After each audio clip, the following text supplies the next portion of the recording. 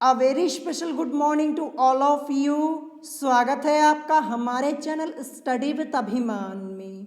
तो आज मैं आप लोगों के लिए पॉलिटेक्निक एंट्रेंस एग्जाम 2020 के लिए फिजिक्स के एक मोस्ट इम्पॉर्टेंट चैप्टर न्यूटन के गति के नियम यानी न्यूटन्स लॉज ऑफ मोशन का पार्ट 5 लेकर आया हूँ। तो इससे पहले मैंने इस चैप्टर के 4 पार्ट्स ऑलरेडी अपलोड कर दिए हैं। अगर अभी तक आप लोगों ने उन वीडियोस को नहीं देखा है तो मैंने आपको डिस्क्रिप्शन में लिंक दे दी है, आप वहां से जाकर उन वीडियोस को देख सकते हैं। तो चलिए फिर आज की इस वीडियो को स्टार्ट करते हैं। तो इससे पहले पार्ट 4 में मैंने आपको इस चैप्टर में टोटल 17 क्वेश्चन सॉल्व करा दिए थे। तो आज की इस वीडियो में हमें क्वेश्चन नंबर 18 से सॉल्व करना है, ठीक है। तो चलिए फिर देखते हैं हमारा क्वेश्चन नंबर 18 यहाँ पे दिया क्या हुआ है। तो जैसा कि आप लोग देख पा रहे होंगे ये आपका क्वेश्चन नंबर 18 है जो कि आपका न्यूमेरिकल है। तो यहाँ पे आपका क्वेश्चन क्या लिखा है, तो यहाँ पे आपका क्वेश्चन लिखा है कि 10 ग्राम द्रव्यमान की एक गोली 400 मीटर पर सेकंड के वेग से चलती हुई 900 ग्राम द्रव्यमान के मुक्त रूप से लटके लकड़ी के ब्लॉक में धंस जाती है। ब्लॉक द्वारा प्राप्त किया गया वेग होगा। तो हमें इस क्वेश्चन में क्या फाइंड आउट करना है, हमसे यहाँ पे पूछा गया है कि ब्लॉक द्वारा प्राप्त किया गया वेग होगा। तो मैं आपको पहले ही बता देता हूँ कि ये क्वेश्चन आपका मोस्ट इंपॉर्टेंट क्वेश्चन है, ये आपसे आपके एंट्रेंस एग्जाम में पूछा जा सकता है। तो चलिए फिर हम इस क्वेश्चन को सॉल्व करना स्टार्ट करते हैं। तो सबसे पहले देखेंगे कि क्वेश्चन में हमें क्या क्या चीज़ें यहाँ पे दी हुई हैं। तो जैसा कि आप देख सकते हैं सबसे पहली लाइन क्वेश्चन की पढ़िए, यहाँ पे क्या लिखा है कि 10 ग्राम द्रव्यमान की एक गोली, ठीक है, यानी गोली का द्रव्यमान हमें कितना दिया गया है, 10 ग्राम दिया गया है। तो जैसा कि आप देख सकते हैं मैंने यहाँ पे क्या लिखा, गोली का द्रव्यमान। तो जो गोली का द्रव्यमान है उसे मैंने यहाँ पे m1 लिया हुआ है, ठीक है। तो यहाँ पे जैसा कि आप देख सकते हैं कि गोली का द्रव्यमान m1 इज इक्वल टू कितना दिया हुआ है, 10 ग्राम दिया है। तो ये मैंने यहाँ पे लिख दिया। फिर उसके बाद लिखा क्या है क्वेश्चन में, आगे देखिए कि 400 मीटर पर सेकंड के वेग से चलती हुई, यानी गोली का वेग कितना दिया हुआ है। तो गोली का वेग जैसा कि आप देख सकते हैं मैंने यहाँ पे लिखा गोली का वेग, और इसको मैंने क्या माना है यहाँ पे v1 माना है, ध्यान रखिएगा। तो गोली का वेग v1 इज इक्वल टू हमें कितना दिया है, 400 मीटर पर सेकंड, ठीक है, ये आपका क्वेश्चन में ही दिया है। अब इसके बाद आगे क्वेश्चन को पढ़िए, यहाँ पे लिखा है कि 900 ग्राम द्रव्यमान के मुक्त रूप से लटके लकड़ी के ब्लॉक में धंस जाती है। अब यहाँ पे देखिए आपको लकड़ी के ब्लॉक का द्रव्यमान कितना दिया है, 900 ग्राम दिया है। तो जैसा कि आप देख सकते हैं आगे मैंने लिखा लकड़ी के ब्लॉक का द्रव्यमान, जिसको मैंने m2 लिया है यहाँ पे, ठीक है। जैसा कि आप देख सकते हैं मैंने यहाँ पे m2 लिखा हुआ है ना। तो लकड़ी के ब्लॉक का द्रव्यमान m2 इज इक्वल टू हमें कितना दिया हुआ है, 900 ग्राम हमें यहाँ पे दिया हुआ है, ठीक है। फिर उसके बाद देखिए यहाँ पे लिखा क्या हुआ है कि मुक्त रूप से लटके, क्या लिखा हुआ है, मुक्त रूप से लटके लकड़ी के ब्लॉक में धंस जाती है। तो यहाँ पे ब्लॉक का वेग क्या हो जाएगा, जैसा कि आप देख सकते हैं क्वेश्चन में क्या लिखा हुआ है, मुक्त रूप से लटके, यानी ब्लॉक क्या है, स्थिर है। तो इसका वेग क्या हो जाएगा, तो ब्लॉक का वेग यहाँ पे जैसा कि आप देख सकते हैं इसको मैंने v2 लिया है, क्या हो जाएगा, 0 हो जाएगा। क्यों 0 होगा, क्योंकि यहाँ पे लिखा हुआ है मुक्त रूप से लटका है, तो इसका मतलब स्थिर है। लेकिन उसके बाद क्या होता है, वहां पे गोली आती है और उसमें धंस जाती है, तो फिर क्या हो जाएगा, ब्लॉक में कुछ गति उत्पन्न होगी, यानी कुछ वेग उत्पन्न होगा ना। तो उसी v को हमें यहाँ पे निकालना है, ठीक है। पहले जब गोली नहीं लगी थी तो ब्लॉक मुक्त रूप से वहां पे लटका हुआ था, यानी उसका वेग क्या था, 0 था। जैसा कि आप देख सकते हैं मैंने यहाँ पे लिखा v2 इसको लिया है ना यहाँ पे। लेकिन फिर उसमें आके गोली लगती है तो ब्लॉक क्या होगा, हिलेगा, यानी उसमें वेग कुछ ना कुछ उत्पन्न होगा ही होगा। तो वही वेग हमें यहाँ पे निकालना है। जैसा कि आप देख सकते हैं ब्लॉक द्वारा प्राप्त किया गया वेग होगा, यही हमसे यहाँ पे पूछा हुआ है। तो यहाँ पे सारी चीजें हमने यहाँ पे लिख ली हुई है। तो अब यहाँ पे यूज क्या करेंगे, यूज करेंगे संवेग संरक्षण का नियम, ठीक है। संवेग संरक्षण के नियम से अभी हम इस क्वेश्चन को सॉल्व करेंगे, लेकिन सबसे पहले मैं आपको यहाँ पे फिगर के माध्यम से समझा देता हूँ। तो जैसा कि आप देख सकते हैं यहाँ पे मैंने एक लकड़ी का ब्लॉक बनाया हुआ है, ठीक है, लकड़ी का ब्लॉक हो गया और ये आपकी यहाँ पे गोली हो गई, ठीक है, ये गोली हो गई। तो गोली का वेग कितना है, गोली का वेग v1, इसको हमने लिया है यहाँ पे 400 मीटर पर सेकेंड, ये आपको क्वेश्चन में दिया गया है। द्रव्यमान क्या है, द्रव्यमान m1 लिया है जो कि 10 ग्राम आपको दिया गया है क्वेश्चन में, ठीक है। और यहाँ पे ये लकड़ी का ब्लॉक हो गया यहाँ पे, ठीक है। तो ब्लॉक का द्रव्यमान क्वेश्चन में आपको कितना दिया हुआ है, ये दिया हुआ है 900 ग्राम। और V2 यानी इसका वेग, ब्लॉक का वेग पहले कितना था, जब गोली नहीं लगी हुई थी तब की बात हो रही है, गोली इसमें आके नहीं धसी थी तब इसका वेग कितना था, 0 था, क्योंकि मुक्त रूप से लटका हुआ था, स्थिर था। तो V2 इज इक्वल टू यहाँ पे मैंने 0 लिख दिया, ठीक है।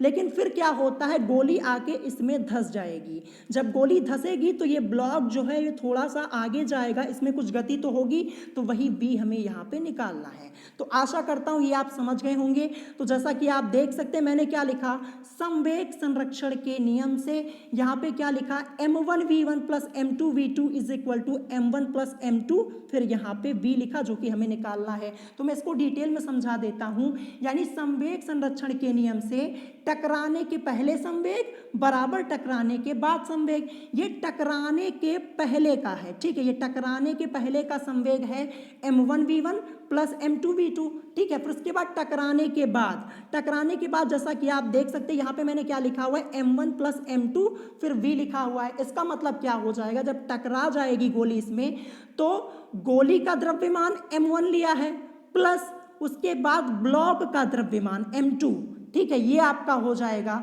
जब गोली यहाँ पे टकरा जाएगी, यानी गोली का द्रव्यमान प्लस ब्लॉक का द्रव्यमान और जो V हमें यहाँ पे निकालना है, ठीक है। तो चलिए अब कुछ नहीं करना है, यहाँ पे सारी वैल्यूज को हम यहाँ पे रख देते हैं इस फॉर्मूले में, ठीक है। तो यहाँ पे m1 की वैल्यू कितनी है, तो m1 की वैल्यू 10 ग्राम दी गई है क्वेश्चन में, तो m1 की जगह 10 रख दिया।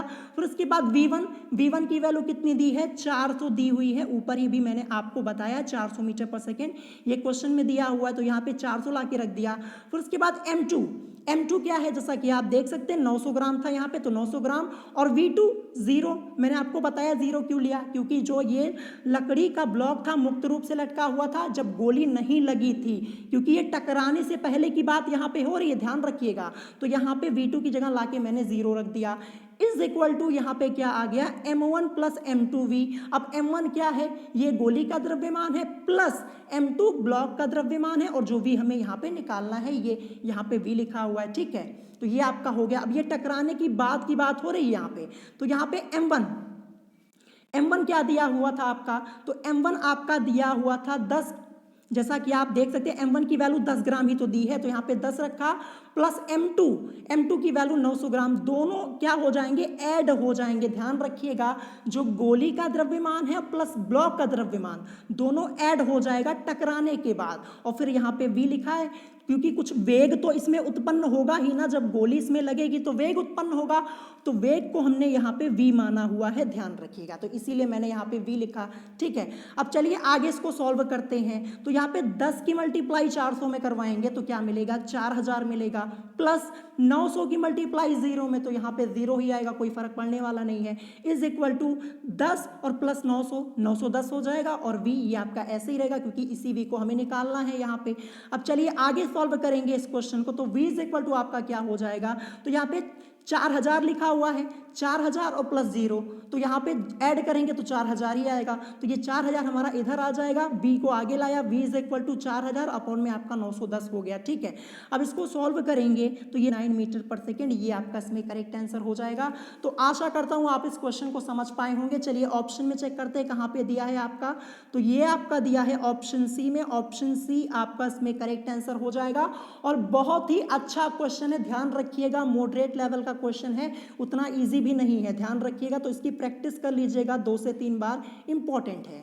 अब चलिए बढ़ते हैं नेक्स्ट क्वेश्चन की तरफ, क्वेश्चन नंबर 19, बहुत ही अच्छा क्वेश्चन, क्वेश्चन नंबर 19 क्या लिखा हुआ है कि 150 किलोग्राम की एक तोप से 1.5 किलोग्राम का एक गोला दागा जाता है जो 60 मीटर पर सेकंड के वेग से निकलता है।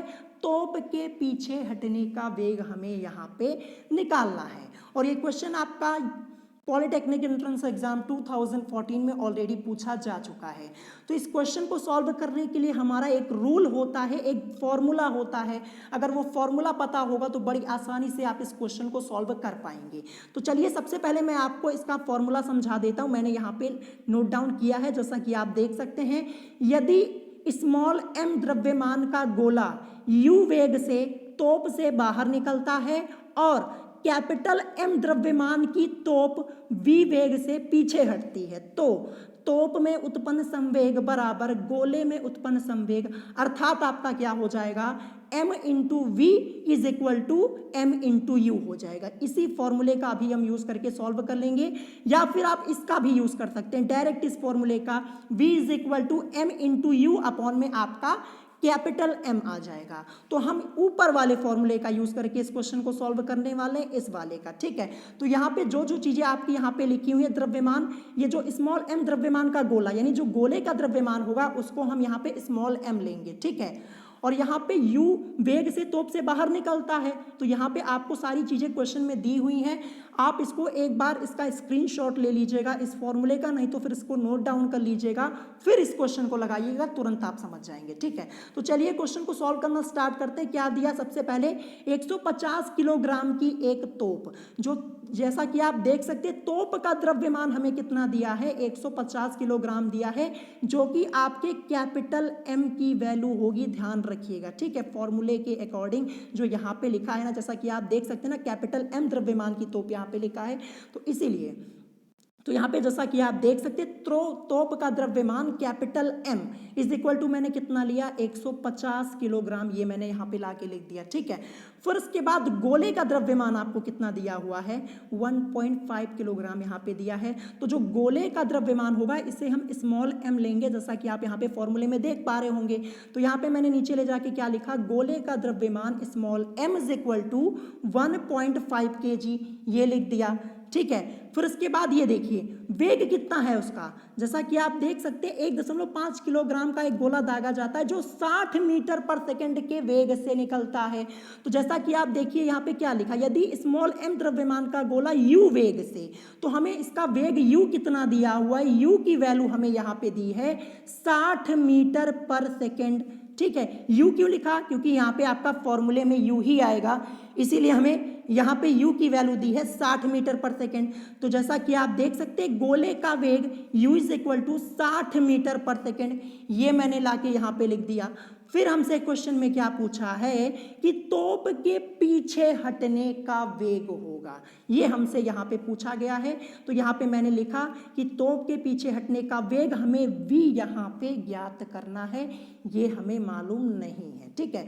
तो फॉर्मूला क्या यूज करेंगे, फॉर्मूला जैसा कि आप देख सकते हैं क्या लिखा मैंने कि तोप में उत्पन्न संवेग बराबर गोले में उत्पन्न संवेग, यानी m यानी कैपिटल M, ध्यान रखिएगा capital M into v is equal to small m into u, ठीक है। अब जो जो वैल्यूज हमें मालूम है इस फॉर्मूले में लाके रख देंगे, ठीक है। तो यहाँ पे जैसा कि आप देख सकते हैं कैपिटल M की वैल्यू हमें पता है, यानी कैपिटल M आपका है क्या, तोप का द्रव्यमान 150 किलोग्राम दिया हुआ है ना, तो कैपिटल M की जगह 150 ला के रखेंगे, V हमें यहाँ पे निकालना है, is equal to small m, small द्रव्यमान, स्मॉल m आपका क्या हो जाएगा, स्मॉल m आपको यहाँ पे दिया है गोले का द्रव्यमान, तो गोले का द्रव्यमान आपको कितना दिया है, 1.5 दिया है, 1.5 kg, ये लाके मैंने यहाँ पे रख दिया। फिर उसके बाद u लिखा है इंटू यू, तो u गोले का वेग कितना दिया है, 60 मीटर पर सेकेंड, तो u की जगह क्या रख देंगे, 60, जैसा कि आप यहाँ पे देख पा रहे होंगे। अब इसको हम सॉल्व कर लेंगे डायरेक्ट, तो यहाँ पे 150 इंटू वी मल्टीप्लाई होगा 150 भी हो जाएगा, इज इक्वल टू 1.5 इंटू 60, इसको ऐसे ही रहने दीजिए। अब यहाँ पे जैसा कि आप देख सकते हैं v को मैं ले आया आगे, तो क्या हो जाएगा 1.5 इंटू 60, और जो 150 था ये आपका अपॉन में आ गया, ठीक है, ये आपका अपॉन में आ गया। अब यहाँ पे देखिए ये पॉइंट लगा, इस पॉइंट को मैं यहाँ से हटा दूंगा, 1.5 लिखा है ना, तो अब इस पॉइंट को यहाँ से हटाऊंगा तो नीचे एक जीरो आएगा, नीचे एक जीरो आएगा। तो जैसा कि आप देख सकते हैं अगला स्टेप आपके सामने है, यानी 15 गुणे 60 और यहाँ पे इस पॉइंट को हटाया तो यहाँ पे 0 यानी 1500 हो जाएगा। अब यहाँ पे हम क्या करेंगे, ये 0 से ये 0 हम कैंसल आउट कर सकते हैं, ठीक है, ये 0 से, और यहाँ पे 15 एकम 15 और 15 धाम में 150 होता है, बचा क्या हमारा 6/10 बचा। इसको सॉल्व कर लीजिए, तो सॉल्व करने पर आपको क्या मिलेगा, जैसा कि आप देख सकते हैं यहाँ पे 2 3 जा 6 कर सकता हूँ, 2 5 जा 10 कर सकता हूँ, 3/5 मिला। अब इसको सॉल्व करेंगे 3, तो 5 यहाँ पे पॉइंट लगा 0 लगाएंगे, फिर पॉइंट, तब जाके यहाँ पे एक 0 बढ़ेगा, 5 6 जा 30 हो जाएगा, यानी 0.6 मीटर पर सेकेंड। ये हमारा करेक्ट आंसर हो जाएगा। v की वैल्यू क्या मिली, v इज इक्वल टू हमें मिल गया 0.6 मीटर पर सेकेंड। यही आपका इसमें करेक्ट आंसर हो जाएगा, ठीक है। हमसे क्वेश्चन में पूछा क्या था कि क्वेश्चन में हमसे पूछा था तोप के पीछे हटने का वेग, तो क्या मिला हमें, तोप के पीछे हटने का वेग हमें मिल गया 0.6 मीटर पर सेकेंड। अब यहाँ पे आप चाहे तो माइनस भी लगा सकते हैं, -0.6 मीटर पर सेकेंड भी लिख सकते हैं। क्यों लिख सकते हैं, ये ऋणात्मक यहाँ पे क्यों लगाया मैंने, जो ऋणात्मक चिन्ह यह दर्शाता है कि तोप की दिशा गोले की दिशा के विपरीत होगी, ठीक है, क्योंकि तोप है, तोप से गोला जब यहाँ पे फायर किया जाता है तो वो आगे, गोला जो है वो आगे की तरफ जाएगा, और जो तोप होती है उसमें पीछे की तरफ झटका लगेगा, ठीक है, यानी विपरीत है ना, तो यहाँ पे माइनस लगा सकते हैं हम, लेकिन मैं सिर्फ ये आपको समझाने के लिए बता रहा हूँ, हम माइनस यहाँ पे लगाएंगे नहीं, समझ लीजिए, यहाँ पे आप माइनस साइन का यूज कर सकते हैं, ठीक है, बस मैंने आपको सिर्फ यहाँ पे समझाने के लिए बता दिया। यानी 0.6 मीटर पर सेकेंड, ये आपका इसमें करेक्ट आंसर हो जाएगा। ऑप्शन में चेक करते हैं कहाँ पे दिया हुआ है, तो ये आपका दिया है ऑप्शन सी में, ऑप्शन सी आपका इसमें करेक्ट आंसर हो जाएगा। क्वेश्चन की प्रैक्टिस 2 से 3 बार कर लीजिए, सिर्फ आपको ये फॉर्मूला याद कर लेना, आप चाहे इस फॉर्मूले का यूज करें चाहे इसका यूज करें, आंसर आपको वही मिलेगा, लेकिन इस कॉन्सेप्ट को ध्यान रखिएगा, ये आपको पता होना जरूरी है। अब चलिए बढ़ते हैं नेक्स्ट क्वेश्चन की तरफ। Next question most important question, और ये भी क्वेश्चन आपका यूपी पॉलिटेक्निक एंट्रेंस एग्जाम 2012 में ऑलरेडी पूछा जा चुका है। क्वेश्चन क्या लिखा है आपका कि एक राइफल जिसकी नली 1 मीटर लंबी है 100 ग्राम की एक गोली को 400 मीटर पर सेकंड के वेग से मुक्त करती है। गोली पर औसत बल जो पाउडर द्वारा लगाया गया है, यानी हमें यहाँ पे एफ फाइंड आउट करना है, औसत बल हमें यहाँ पे निकालना है, ठीक है। और F इज इक्वल टू हमारा होता क्या है, F is equal to ma होता है, लेकिन हमें यहाँ पे a मालूम नहीं है। जब तक a नहीं मालूम होगा तब तक ये क्वेश्चन सॉल्व नहीं होगा, तो सबसे पहले हम यहाँ पे a को फाइंड आउट करेंगे, उसके बाद ये क्वेश्चन हमारा आगे सॉल्व होगा।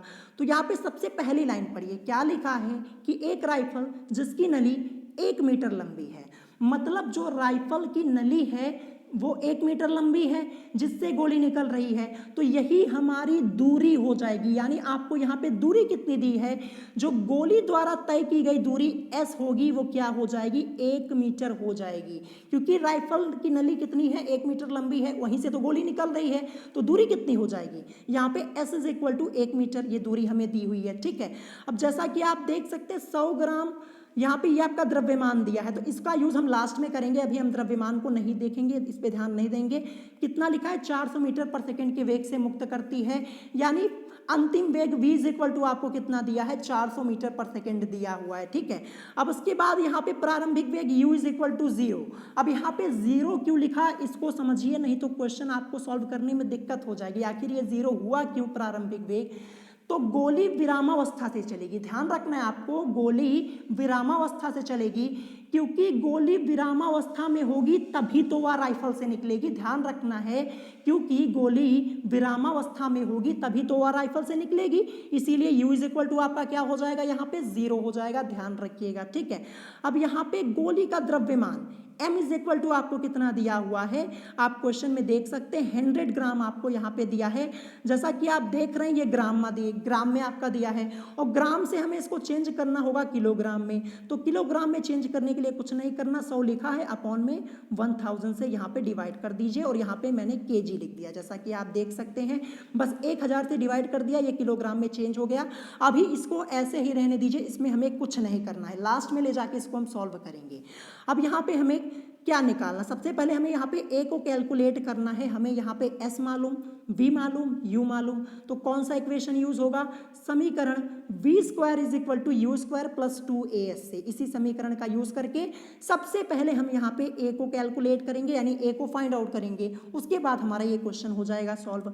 तो यहाँ पे v v square is equal to u square plus 2as। अब यहाँ पे वी की वैल्यू क्या दी है, अंतिम वेग हमें 400 दिया है, तो यहाँ पे वी स्क्वायर की जगह क्योंकि स्क्वायर है तो 400 दो बार लिखूंगा, यानी 400 into 400 is equal to u square. प्रारंभिक वेग 0 है तो यहाँ पे 0 हो जाएगा, कोई फर्क पड़ने वाला नहीं। स्क्वायर अगर 0 का स्क्वायर करेंगे 0 ही आएगा, कोई यहाँ पे फर्क पड़ने वाला नहीं है, तो यहाँ पे 0 हो जाएगा। प्लस 2as लिखा हुआ है, 2a मालूम नहीं, दूरी कितनी है, 1 है, जैसा कि आप देख सकते 1 मीटर दूरी है ना, तो s की जगह 1 ला के रख दिया।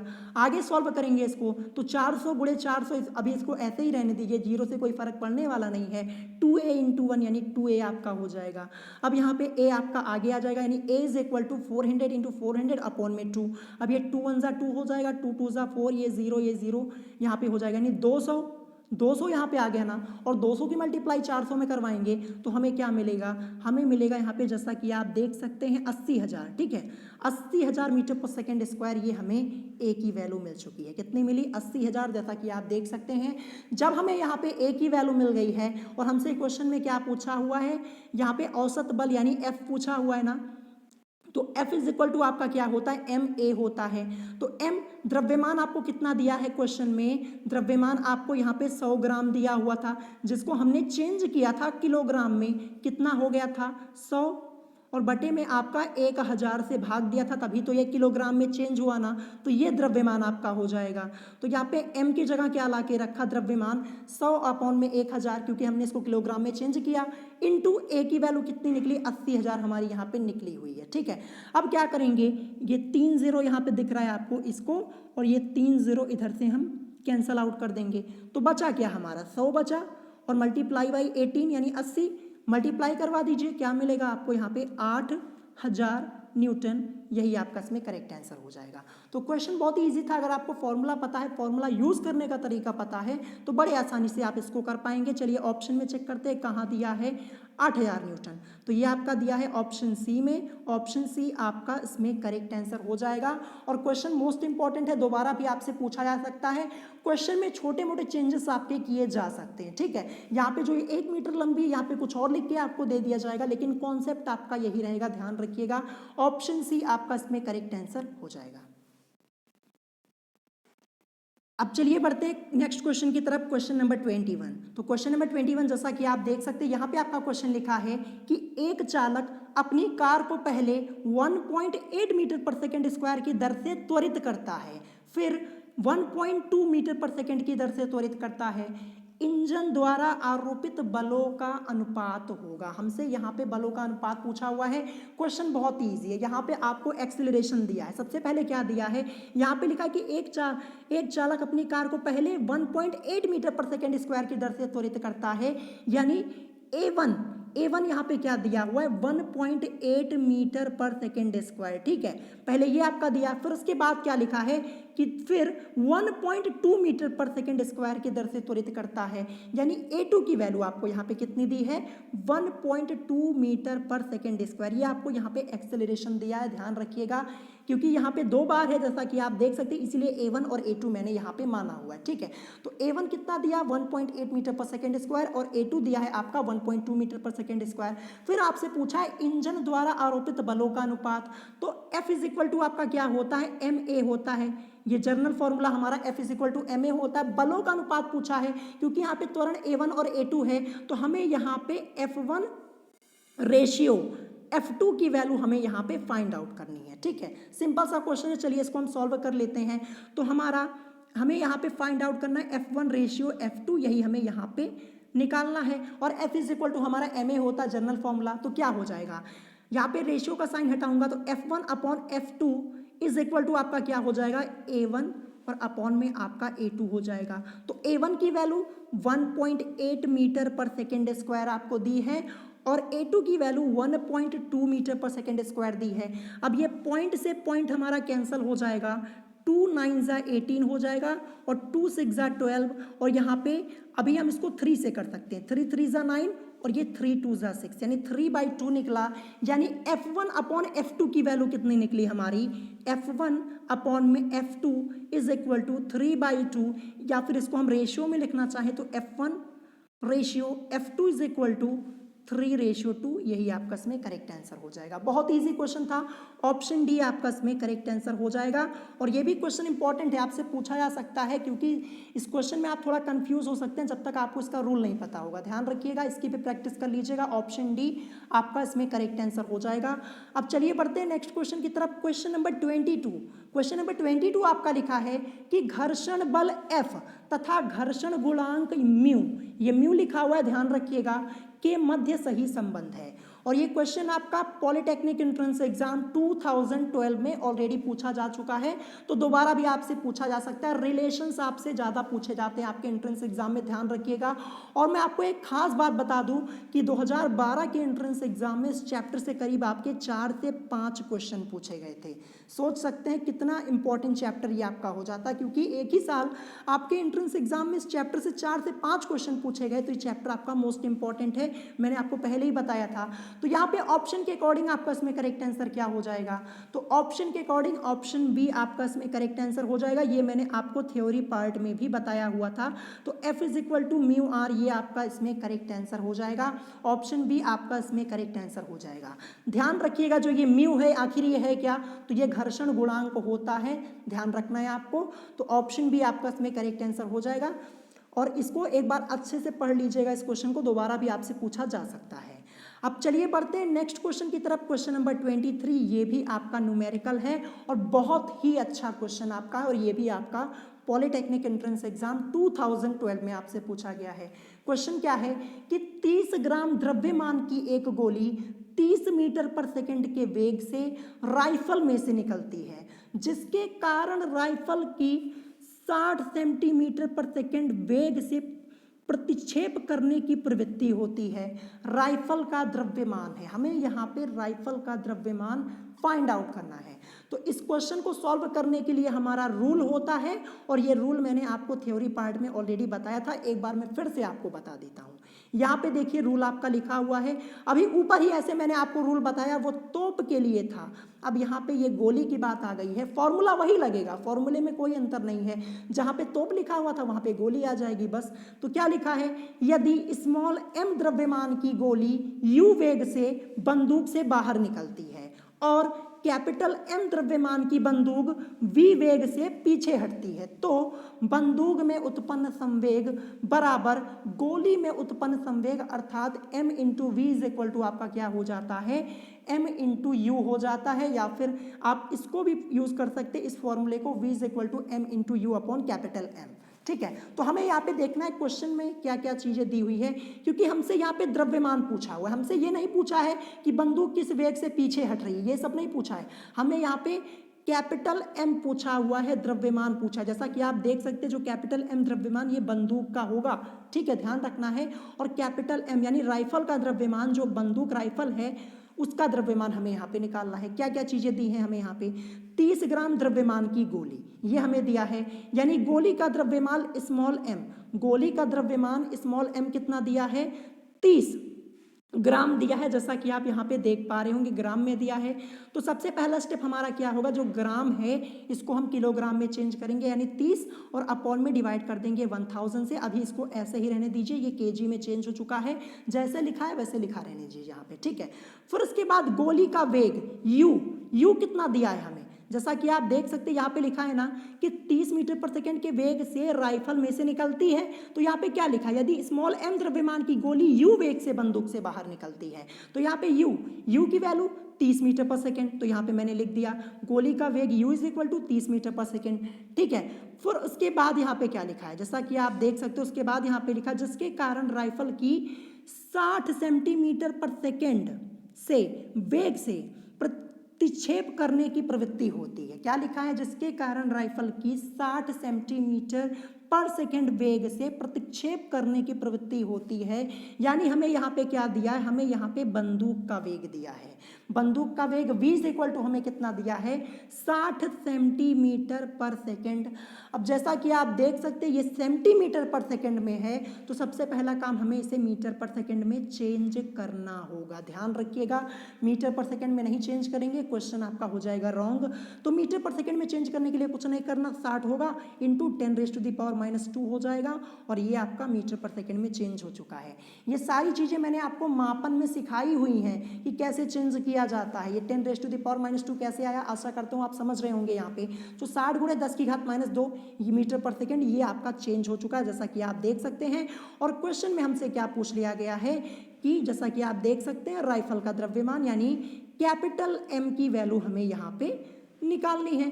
तो फॉर्मूला हमारा क्या यूज हो जाएगा, m into v is equal to m into u. इसी फॉर्मूले का हम यूज यहाँ पे कर लेंगे, ठीक है। तो यहाँ पे कैपिटल M ये तो हमें मालूम नहीं है, तो कैपिटल M को ऐसे ही लिखा रहने दीजिए इंटू v। v क्या हो जाएगा आपका, जो बंदूक का वेग था कितना है 60 × 10⁻2 मीटर पर सेकेंड। हमने चेंज किया इसको, तो ये मैंने यहाँ पे ला के रखा is equal to m into u लिखा है। तो यहाँ पे m की वैल्यू आपको कितनी दी है, तो यहाँ पे देखिए m की वैल्यू हमें यहाँ पे 30 ग्राम दी थी, इसको किलोग्राम में चेंज किया तो 30/1000 हो गया आपका ना। तो यहाँ पे 30/1000 ये ला के रखा।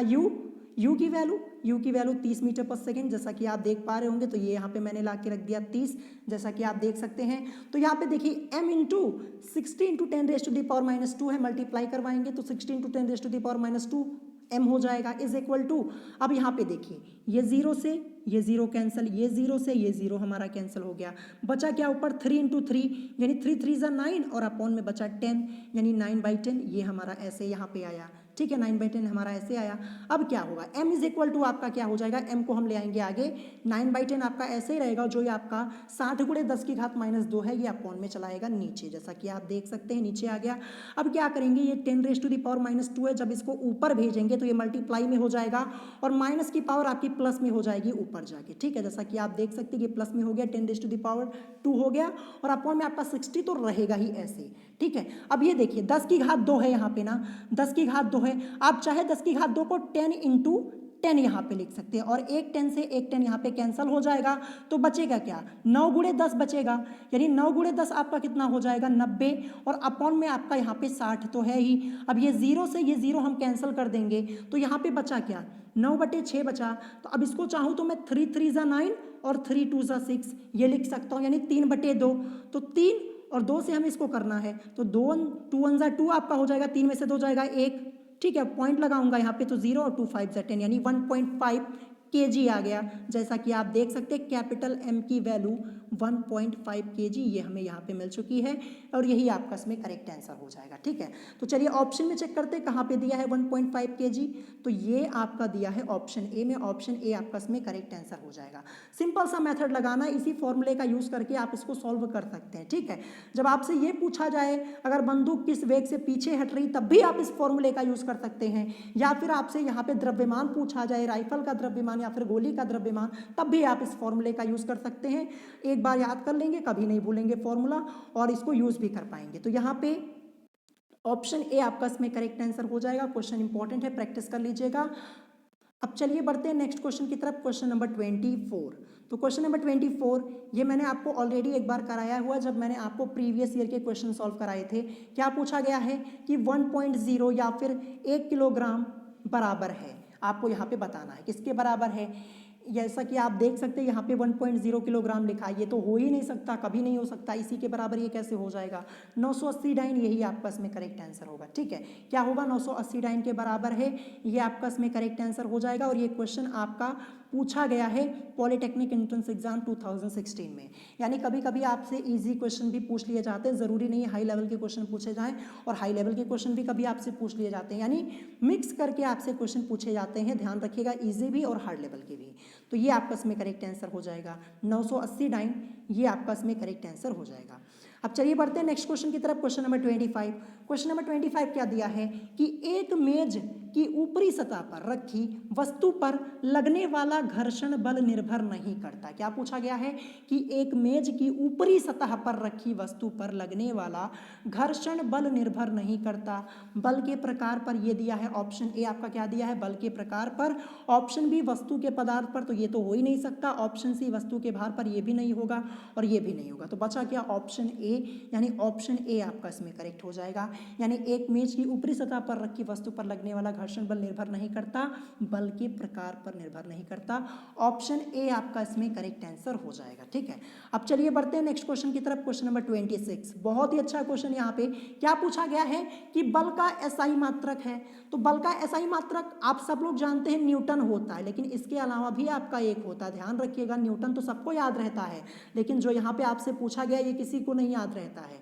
तो बल का एसआई मात्रक आपसे पूछा गया है, तो यहाँ पे ऑप्शन के अकॉर्डिंग आपका इसमें करेक्ट आंसर क्या हो जाएगा, तो ऑप्शन के अकॉर्डिंग आपका ऑप्शन ए इसमें करेक्ट आंसर हो जाएगा। ठीक है, ध्यान रखिएगा, न्यूटन तो होता है, इसके अलावा ये भी आपका इसमें होता है। ठीक है, बल का एसआई मात्रक। ठीक है, ये आपका इसमें करेक्ट आंसर हो जाएगा, ये आपसे पूछा जा सकता है। तो ऑप्शन ए आपका इसमें करेक्ट आंसर हो जाएगा।